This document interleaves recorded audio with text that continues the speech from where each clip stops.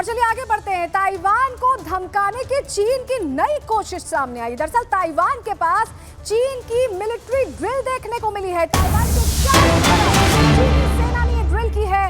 बताया जा रहा है कि ताइवान की नई सरकार को धमकाने के लिए चीन ने ऐसी हरकत की है। ताइवान की नई सरकार ने भी चीन से खुद को अलग और आजाद देश बताया है। ताइवान पर लगातार अपना कब्जा बताता रहा है, अपना हक बताता रहा है। चीन दबाव बनाने की कोशिश करता रहा है और एक बार फिर वही कोशिश सामने आई है, जहां चीन की मिलिट्री ड्रिल बिल्कुल ताइवान के करीब देखी गई है।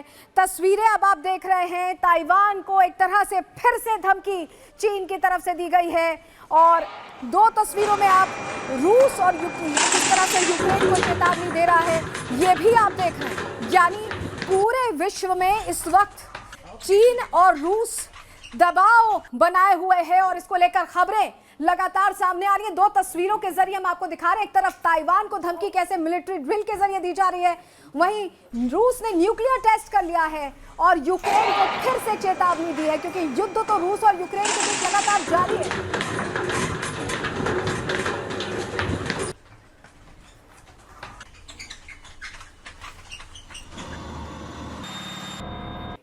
तो ताइवान लगातार ये बताता रहा है कि वो एक स्वतंत्र देश है, लेकिन चीन अपना दबदबा कायम करने के लिए मौके मौके पर दबाव बनाने की कोशिश करता है और एक बार फिर मिलिट्री ड्रिल के जरिए दबाव बनाने की कोशिश की गई।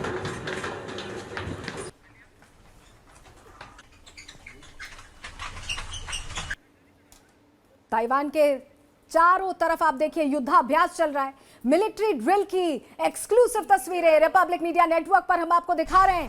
पूरे विश्व में कैसा युद्ध का माहौल है ये तस्वीरें बता रही हैं।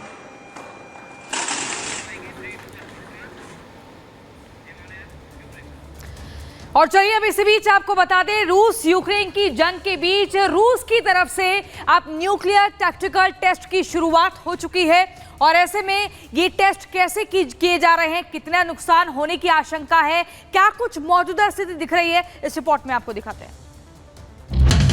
यूक्रेन जंग के बीच रूस ने टैक्टिकल न्यूक्लियर टेस्ट शुरू कर दिए हैं। इस न्यूक्लियर ड्रिल में इस्कंदर और किंजल जैसी घातक मिसाइलें शामिल हैं, जिनके जरिए रूस की सेना ने अपनी ताकत दुनिया को दिखाई।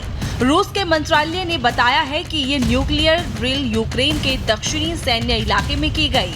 जानकारी के मुताबिक रूस इस टेस्ट से पश्चिमी देशों की धमकियों का जवाब देने की कोशिश कर रहा है। पिछले महीनों ही रूस के राष्ट्रपति व्लादिमीर पुतिन ने अपनी सेना को परमाणु हथियारों को ड्रिल करने का आदेश दिया था। खबर ये भी है कि इस न्यूक्लियर ड्रिल में बेलारूस के भी शामिल होने की उम्मीद है।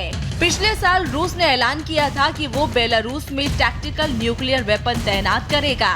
रूस ये टेस्ट ऐसे समय में कर रहा है जब कुछ दिन पहले नाटो और पश्चिमी देशों ने यूक्रेन की मदद के लिए सेना भेजने की बात कही थी। फिलहाल रूस इस न्यूक्लियर ड्रिल से पश्चिमी देशों में खलबली मच गई है।